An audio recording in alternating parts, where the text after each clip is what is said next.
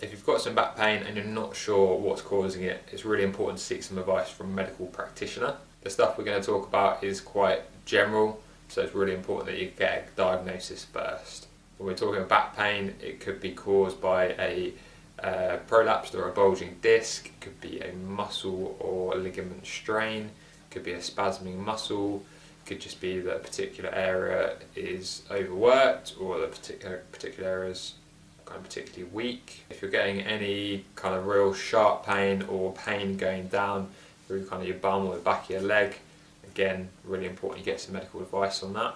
So if you know what is causing your pain, or it's just general back pain, so a bit of aching, yeah, nothing too major, then what we're going to go through might help you out. So the first thing to do is assess, don't guess. So we're going to look at the overhead squat, which is quite a good assessment, really simple, and will highlight some common faults that we see in the back. So we're going to do feet about hip width apart, just standing nice and square to the camera.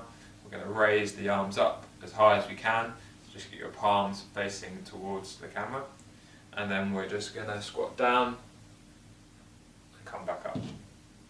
Okay, so when we're looking at the back, most of the things we're going to see are from the side view, so make sure you're nice and perpendicular to the camera. Exactly the same setup, so arms overhead, and we're just going to squat down until the knees are about 90 degrees. So when we're looking from the side, key things we're looking at are this lower back.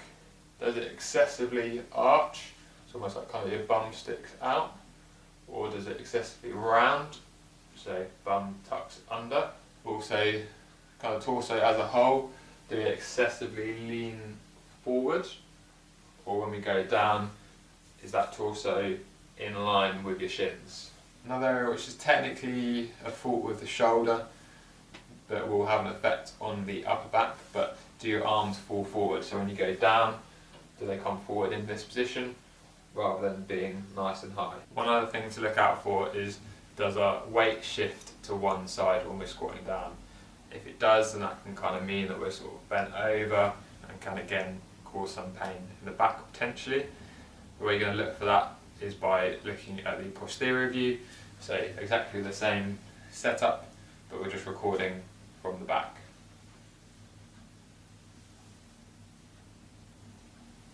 Over the next few weeks, I'll be posting the main ways to fix those faults. So if you see anything in particular in those videos, keep an eye out for some videos coming up. If you don't see anything come up in the overhead squat assessment, there are plenty of other assessment tools that we can use, which may highlight some problem areas.